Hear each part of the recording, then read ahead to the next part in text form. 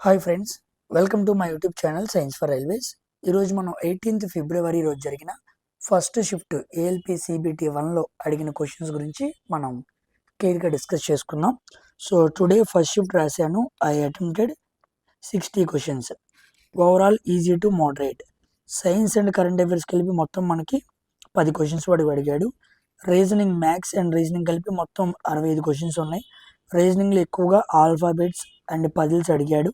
Partnership 3, simplification 2, profit and loss 4, geometry 1 right angle triangle మీద question frame చేశారు. Simple and compound లిస్ట్ మీద 2, median fraction based అడిగాడు 3, percentage ages. So remaining shift స్టార్టింగ్లో అక్కడ stuck కాకుండా మీకు క్వశ్చన్ అర్థం కాకపోతే దాన్ని వదిలేసి ముందుకు వెళ్ళిపోతాం బెస్ట్. టైం ప్రాక్టీస్ చేసుకుంటే అలా మీరు చేయగలిగితే 60 క్వశ్చన్స్ వరకు పెట్టగలరని చెప్పి పిల్లలు చెబుతున్నారు. ఓకేనా? కాబట్టి రీజనింగ్ దగ్గర, అదేవిధంగా మ్యాథ్స్ దగ్గర రాకపోతే మాత్రం అస్సలు వెయిట్ చేయొద్దు. కావాలనే పజిల్స్ని అవుట్ సైడ్ పజిల్స్ ఇస్తున్నాడు. ఓకేనా? సర్కిల్ అవుట్ సైడ్ కూర్చున్నారని చెప్పి ఈ పజిల్స్లో కూడా మనకి లైన్ అరేంజ్మెంట్ ఉంటుంది కదా, అది మనం నార్త్ ఇస్తే సింపుల్గా చేస్తాం, కానీ సౌత్ ఇస్తున్నాడు. ఓకేనా? మ్యాథ్స్లో కూడా రూట్స్ మీద, క్యాలిక్యులేషన్స్ మీద చాలా గట్టిగా డెసిమల్స్లో నెంబర్స్ ఇస్తున్నాడు. అవి చూసి చాలా జాగ్రత్తగా ప్లాన్ చేసుకోండి. నెక్స్ట్ సైన్స్ క్వశ్చన్స్ అయితే ఈరోజు అన్నీ కూడా స్టేట్మెంట్ ఆధారంగానే ఉన్నాయి. సో కొంతవరకే క్వశ్చన్స్ని చాలా క్లారిటీగా చెప్పలేకపోయారు, కొంతవరకే చెప్పారు. అయితే మీకు ఒక ఐడియా క్రియేట్ అయ్యింది అని చెప్పి నేను ఎగ్జాక్ట్గా అదే క్వశ్చన్స్ చెబుతున్నాను. 18th ఫస్ట్ షిఫ్ట్ సైన్స్ 6 నుంచి 7 క్వశ్చన్స్ వచ్చాయి. ఓకే. ఎసిటోన్ పాన్ మీద పడగానే ఎందుకు చల్లగా అవుతుంది అన్నాడు. చెప్పాను మీకు, ఎసిటోన్ అనేది ఎవాపరేషన్ అనమాట. అది సూపర్ కూల్ లిక్విడ్గా ఉండిద్ది. పడంగానే చల్లటి ఫీలింగ్ అనేది కలిగిద్ది. ఇది మనం పీవైక్యూస్లో మాట్లాడుకున్నాం. ఓకేనా? సో హైయెస్ట్ ఎవాపరేషన్ ఉండిద్ది అనమాట. ఈ క్వశ్చన్ మనం పీవైక్యూస్లో డిస్కస్ చేసుకున్నాం.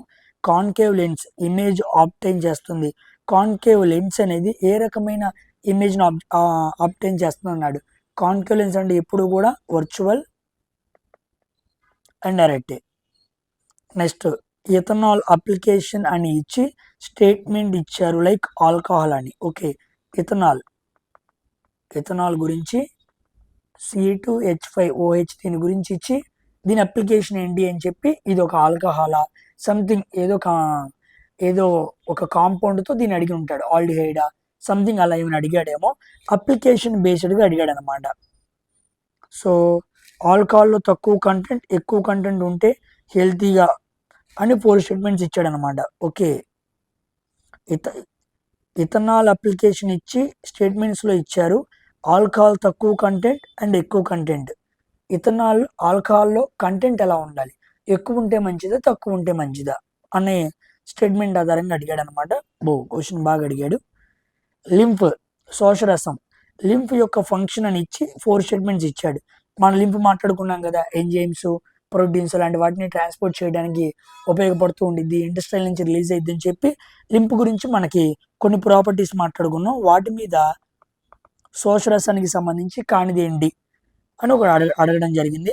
స్పెక్టికల్స్లో లెన్స్ వాడతాం కదా, అవి మనం చూడటానికి ఎలా యూజ్ అవుతాయి? ఆప్షన్స్ ఏమో రిఫ్రాక్షన్, స్కాటరింగ్, రిఫ్లెక్షన్ అలా ఇచ్చాడు. మనం స్పెట్స్ వాడతాం, స్పెట్స్ అంటే లెన్స్ వాడతాం. మన లెన్స్ వాడినప్పుడు దాంట్లో జరిగేది ఏంటి? రిఫ్రాక్షన్ అనమాట. ఓకేనా? రిఫ్రాక్షన్ ద్వారానే జరుగుతూ ఉండిద్ది అనమాట. దాన్ని మనం క్లియర్గా మాట్లాడుకుంటూ ఉంటాం. ఓకేనా? ఎందుకంటే లెన్స్ గుండా లైట్ వెళ్ళాలి, వెళ్ళి ఒక మీడియం నుంచి ఇంకో మీడియంకి అవుతున్నప్పుడు ముందు వెనక కంట్రోలింగ్ చేసుకుంటూ ఉంటాం. మయోపియా అనుకో కాన్కేవ్, హైపర్మెట్రోపియా అనుకో కాన్కేవ్, కాన్వెక్స్. అలా లెన్స్ రిఫ్రాక్షన్ అనే ప్రాపర్టీ ద్వారానే పనిచేస్తూ ఉంటాయి. కరెంట్ అఫైర్స్ నుంచి 2 క్వశ్చన్స్ అడిగాడు. ఓకే, ఏదైనా యాక్ట్ ఒక వ్యాలిడిటీని ఎవరు డిసైడ్ చేస్తారు? ఓకే, ఒక చట్టం యొక్క కాల పరిమితి అనుకుంటా, కాలం పరిమితిని ఎవరు డిసైడ్ చేస్తారని క్వశ్చన్ అడిగారు. ఆప్షన్ ఏమో పార్లమెంటు, కౌన్సిల్ ఆఫ్ మినిస్టర్స్ ఇలా ఇచ్చాడు అనమాట. డిజిటల్ ప్రైవసీ యాక్ట్ ఏ ఇయర్లో వచ్చిందని అడిగాడంట. డిజిటల్ ప్రైవసీ యాక్ట్ ఫిజిక్స్లో నుండి ఒక ప్రాబ్లం వచ్చింది సార్. సైన్స్ అన్ని స్టేట్మెంట్ వైజ్ వచ్చాయి, సార్ క్వశ్చన్స్ డైరెక్ట్గా లేవు, అన్ని స్టేట్మెంట్ ఆధారంగానే ఉన్నాయి.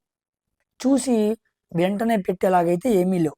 కాబట్టి సైన్స్ 7 నుంచి 8 క్వశ్చన్స్ వచ్చినప్పటికీ అవి కూడా అంత ఈజీగా పెట్టే విధంగా అయితే లేవు.